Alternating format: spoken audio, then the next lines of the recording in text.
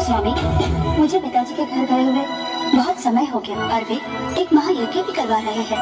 देवी, आपके पिताजी ने हमें छोड़कर सबको आमंत्रित किया है।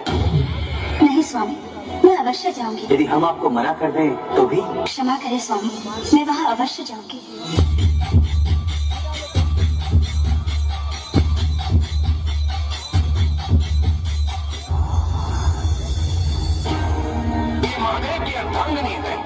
भगवान का क्या अशुद्ध तुल्य भी नहीं मानता। मेरे हृदय में उस औरत कपाली के लिए न कोई स्थान है और न ही कोई सम्मान है। प्रजापति बहुत हुई मेरे स्वामी की निंदा। इतना कुछ सुनने के पश्चात मुझे जीवित रहने का कोई अधिकार नहीं है। नष्ट होना होगा इस देह को, नष्ट होना ही होगा।